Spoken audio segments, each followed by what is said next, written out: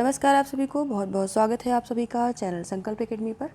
आज के इस वीडियो सेशन में हम उपन्यास के वस्तुनिष्ठ प्रश्नों को लेकर के उपस्थित हुए हैं और आप सभी लोग जैसा कि पुराने व्यूवर्स जो हैं वो जानते हैं कि ये जो क्लास दी जा रही है इसमें सभी पूरे पाठ्यक्रम को, खासकर TGT, PGT, LT, net, JRF के पाठ्यक्रम को वस्तुनिष्ठ रूप में आप तक पहुँचाया जा रहा है और इनमें आपको डेली 25 क्वेश्चन करवाए जा रहे हैं। तो अभी हमारा जो चल रहा है वो चल रहा है उपन्यास साहित्य और गद्य विधाएं हमने शुरू की हैं, जिसमें सबसे पहली विधा हम उपन्यास को ले रहे हैं। इसके पहले कि समस्त कालखंड और जितने भी छोटे छोटे युग हैं गद्य और काव्य के, काव्य के, उन सभी को हमने वीडियोज़ बना के दी हैं सभी के ऊपर और उनके वीडियोज़ के लिंक आपको डिस्क्रिप्शन में मिल जाएंगे।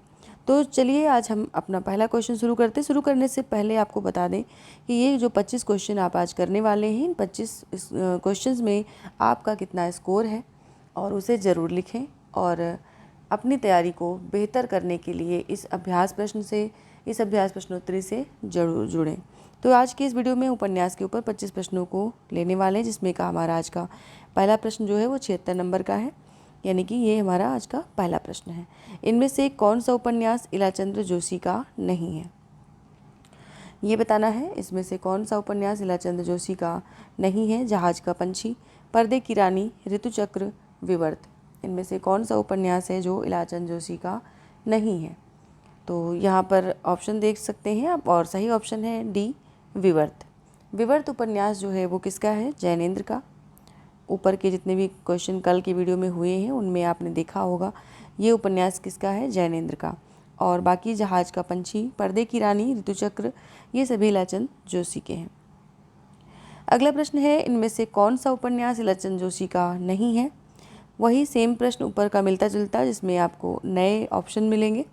ऑप्शन है सन्यासी, प्रेत और छाया, अपने अपने अजनबी, जिप्सी। इनमें से कौन सा उपन्यास इलाचंद्र जोशी का नहीं है? तो अपने अपने अजनबी जो है सी ऑप्शन, यहाँ पर ये जो उपन्यास है ये आप जानते हैं अज्ञेय का है और बाकी सभी जो उपन्यास आपको स्क्रीन पर दिख रहे हैं ऑप्शन में वो सभी इलाचंद्र जोशी के हैं। सन्यासी, प्रेत और छाया, जिप्सी, ये सभी इलाचंद्र जोशी के हैं। अगला प्रश्न है, अजय की डायरी किस विधा की रचना है? डायरी, उपन्यास, कहानी, निबंध, इनमें से ये किस विधा की? यहाँ पर विद्या लिखा हुआ है, इसको कृपया विधा पढ़ें, ये टाइपिंग मिस्टेक है। विधा की रचना है, तो इसकी विधा बतानी है आपको। इसका जो सही उत्तर है वो है उपन्यास, यानी कि बी ऑप्शन यहाँ पर सही होगा, उपन्यास। अगला प्रश्न है, इनमें से अज्ञेय या कौन? अज्ञेय का या नहीं, बल्कि यहाँ पर होगा का, सॉरी,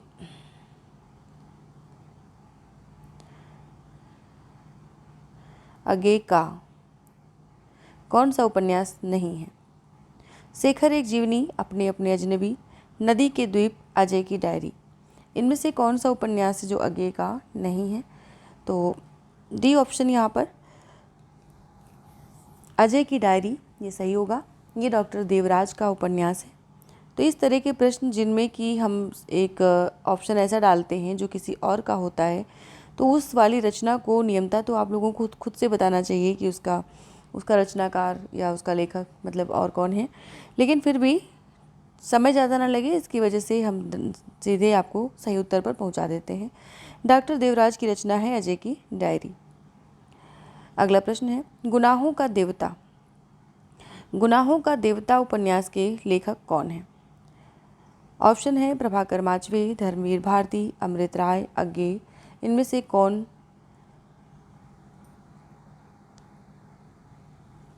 इस उपन्यास का लेखक है? गुनाहों का देवता। तो इसका जो सही उत्तर है वो है धर्मवीर भारती, बी ऑप्शन जो है धर्मवीर भारती। धर्मवीर भारती के जो जैसे उपन्यास और पूछे आते हैं, सूरज का सातवां घोड़ा, गुनाहों का देवता, तो ये सब जो बहुत महत्वपूर्ण है इनके उपन्यास और इनकी कुछ और पंक्तियाँ भी जो कि आगे आपको इस वीडियो में मिलेंगी। उपन्यास के अंतर्गत जो भी क्वेश्चन जहाँ से भी कथन पूछे जा सकते हैं वो सभी आपको इसमें मिलेंगे। अगला प्रश्न है सूरज का सातवां घोड़ा उपन्यास के उपन्यासकार का नाम क्या है? तो इसको हम ऊपर वाले प्रश्न में बता चुके हैं। इसका सीधे ऑप्शन लेंगे, सी ऑप्शन यहाँ पर सही है, धर्मवीर भारती। अगला प्रश्न है डूबते मस्तूल।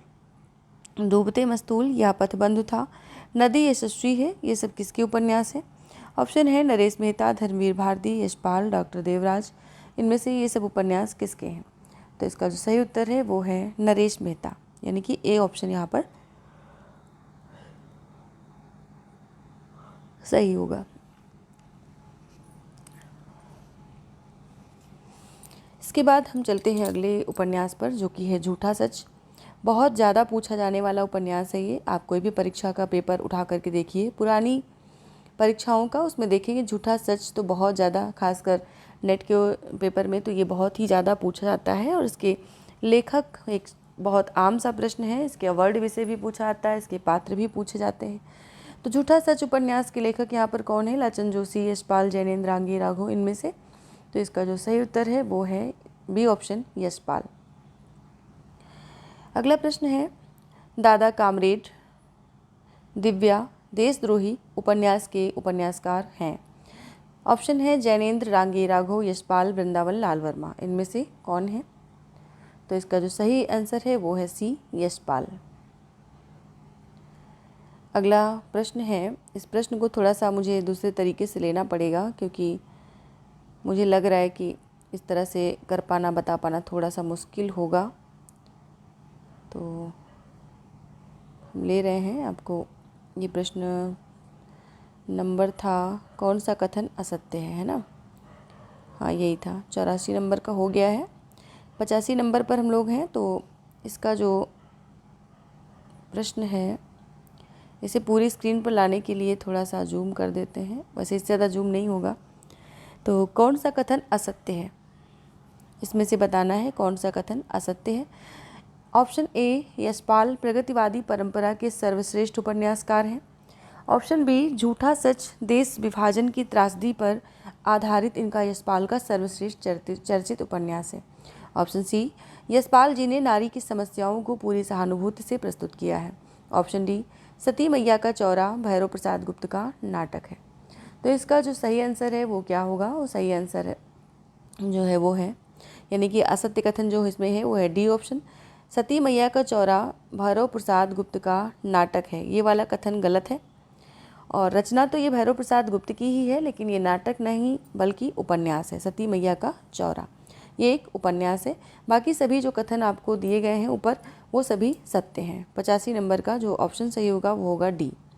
अगला प्रश्न है ब्रज के नटों के जीवन पर आधारित इनमें से कौन सा उपन्यास लिखा गया? मुर्दों का टीला, कब तक पुकारूं, चीवर, विषाद मठ। यहाँ पर पुकाऊं लिखा है, इसको आप ऊ को नहीं बल्कि रू पढ़िए, पुकारूं। तो ये जो इसमें सही ऑप्शन है वो कौन सा है? वो है बी, 86 नंबर, यानी कि बी ऑप्शन, सॉरी यहाँ पर कब तक पुकारूं। कब तक पुकारूं ये ब्रज के नट के लोग, मतलब जो नट जाति है उसके जीवन पर आधारित उपन्यास है, और ये इसका वर्ड विषय लेकर के बहुत बार परीक्षाओं में पूछा जा चुका है। अगला प्रश्न है मोहनजोदड़ो की सभ्यता पर आधारित रांगी राघव का कौन सा उपन्यास है? मोहनजोदड़ो की सभ्यता पर आधारित रांगी राघव का कौन सा उपन्यास है? ऑप्शन है डॉक्टर, अंधेरे के जुगनू, मुर्दों का टीला, चीवर। सही ऑप्शन इसमें होगा सी, मुर्दों का टीला। मुझे उम्मीद है कि आप लोग अपने आंसर ज़रूर टाइप कर रहे होंगे, और अगर इस समय लाइव सेशन में हैं तो ज़रूर टाइप करें, वरना बाद में अगर देख रहे हैं तो पेन पेपर लेकर बैठें और अपने स्कोर को चेक करें कितना हो रहा है हमारा, हमें अभी कितने % तैयारी की ज़रूरत है उपन्यास विधा के ऊपर। ये इस तरह से छोटे छोटे टॉपिक्स जो कि मतलब आपका सिलेबस है उसके अंतर्गत आने वाले टॉपिक को लेकर के हम यहाँ पर आते हैं, और आपको पूरे कंटेंट को जो है, पूरे सिलेबस को देने की कोशिश की जा रही है। तो ऐसे क्वेश्चंस जो कि आपके भविष्य के निर्माता हो सकते हैं, तो उनके लिए वीडियो को लाइक करें, शेयर करें, चैनल पर नए हैं तो सब्सक्राइब जरूर करें। अगला प्रश्न है नागफनी का देश किसका उपन्यास है? ऑप्शन है रांगी राघव, भगवती चरण वर्मा, अमृत राय, अमृतलाल नागर। तो इसमें से ऑप्शन सी सही है, यानी कि अमृत राय, नागफनी का देश इनकी रचना है। अगला प्रश्न है यशपाल कृत झूठा सच कितने भागों में प्रकाशित हुआ? 1, 2, 3, 4 ऐसे दिया गया है, तो ये कितने भागों में प्रकाशित हुआ है?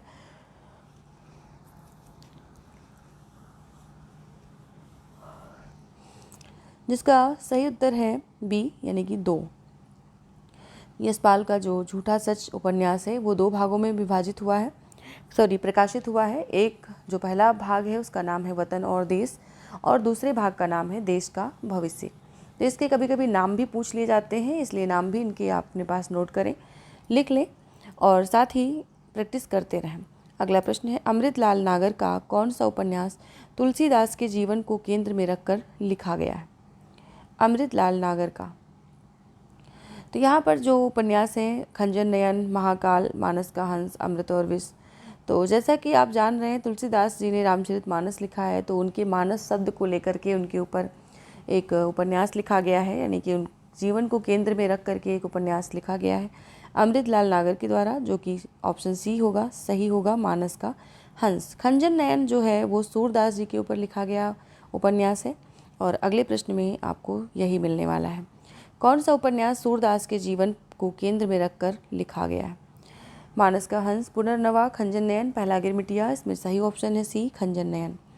अगला प्रश्न है, भगवती चरण वर्मा कृत चित्रलेखा फ्रेंच उपन्यासकार अनातोले के किस उपन्यास पर आधारित है?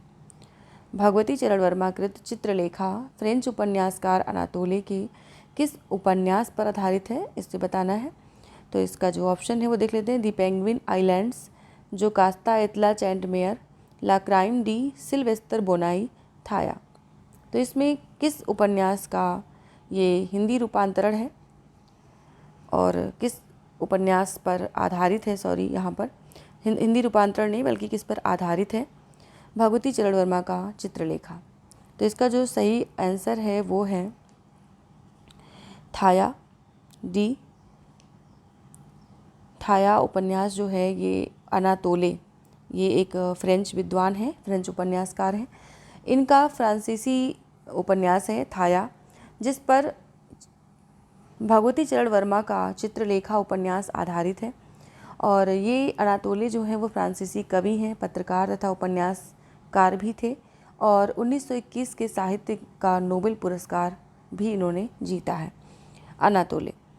अगला प्रश्न है, द्विवेदी जी के किस उपन्यास में लोरिक चंदा की कथा को मृच्छकटिकम की कथा से जोड़ा गया है?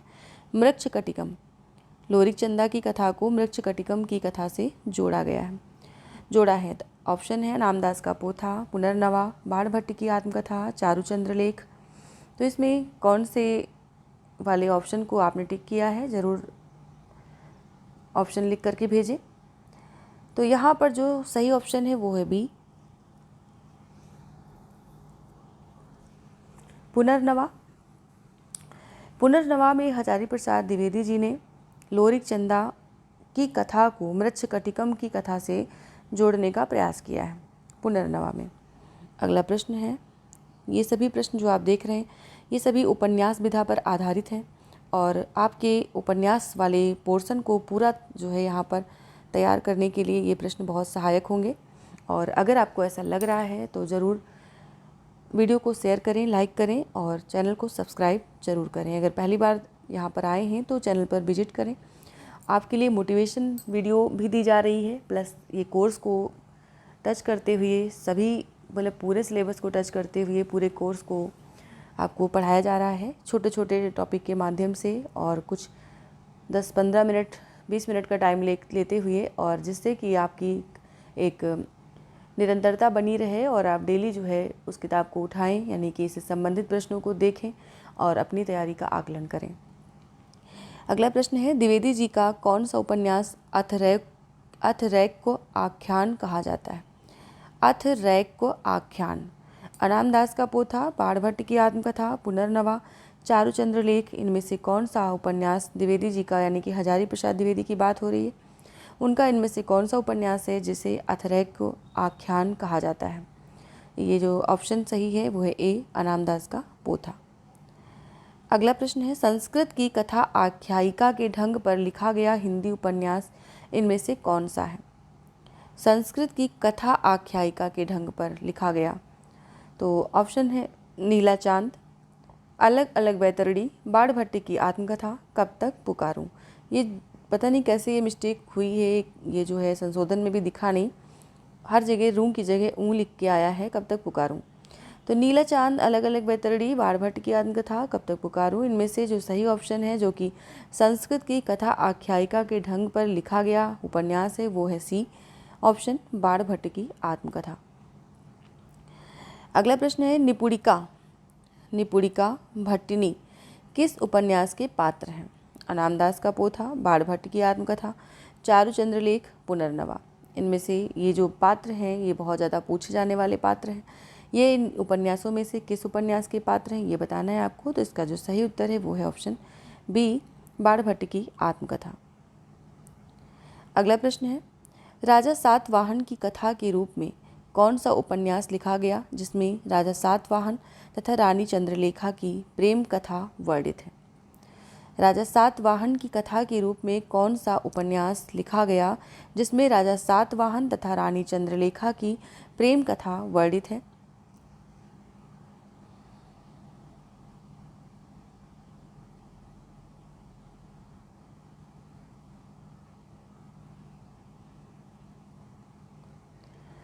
तो इसका जो सही ऑप्शन है वो लेंगे पुनर्नवा, बाणभट्ट की आत्मकथा, चारुचंद्र लेख, अनामदास का पोथा। यहाँ पर आमदास लिखा है, इसे आप क्या पढ़ेंगे? अनामदास का पोथा, अनामदास का पोथा। तो इसका जो सही आंसर है वो है चारुचंद्र लेख, यानी कि सी वाला ऑप्शन सही होगा, चारुचंद्र लेख, जिसमें राजा सातवाहन की कथा के रूप में ये लिखा गया और इसमें राजा सातवाहन तथा रानी चंद्रलेखा की प्रेम कथा वर्णित है। अगला प्रश्न है द्विवेदी जी का कौन सा उपन्यास छांदोग्य और बृहदारण्यक उपनिषद को आधार बनाकर लिखा गया? द्विवेदी जी का कौन सा उपन्यास छांदोग्य और बृहदारण्यक उपनिषद को आधार बनाकर लिखा गया? अनामदास का पोथा, पुनर्नवा, चारुचंद्र लेख, बाणभट्ट की आत्मकथा। तो इसका जो सही उत्तर है वो है ए ऑप्शन, अनामदास का पोथा। अगला प्रश्न है भगवती चरण वर्मा के किस उपन्यास में पाप एवं पुण्य के नैतिक प्रश्न को उठाया गया है? ऑप्शन है टेढ़े मेढ़े रास्ते, चित्रलेखा, 3 वर्ष, भूले बिसरे चित्र। इसमें जो सही ऑप्शन है वो है चित्रलेखा, यानी कि बी ऑप्शन यहाँ पर सही होगा, जिसमें भगवती चरण वर्मा ने पाप और पुण्य के नैतिक प्रश्न को उठाया है। अगला प्रश्न है किस उपन्यास में हरिजनों के संघर्षमय जीवन की कहानी है? ये जो ऑप्शन नीचे दिए गए हैं इनमें से ऐसा कौन सा उपन्यास है जिसमें हरिजन के संघर्षमय जीवन की कहानी को अंकित किया गया है? ऑप्शन है महाकाल, नाचो बहुत गोपाल, अमृत और विष, सुहाग के नूपुर। यहाँ पर से लिखा हुआ है, से नहीं होगा बल्कि के होगा, सुहाग के नूपुर। सही ऑप्शन यहाँ पर होगा बी, नाचो बहुत गोपाल। ये जो ऑप्शन आपका ये नाचो बहुत गोपाल रचना है, उपन्यास है, ये हरिजनों के संघर्षमय जीवन की कहानी रचता है और इसका वर्ड विषय भी यही है। कभी कभी इसका वर्ड विषय भी पूछा जाता है तो कभी इसके लेखक पूछे जाते हैं। तो नाचो बहुत गोपाल के लेखक कौन है, यानी ये किसका उपन्यास है? आप इसे कमेंट सेक्शन में ज़रूर लिखें। अगर वीडियो बाद में देख रहे हैं फिर भी कमेंट सेक्शन में ज़रूर लिखें और आपके इस आज की क्लास में आपके 25 प्रश्नों में कितना स्कोर हुआ है उसे भी ज़रूर लिखें।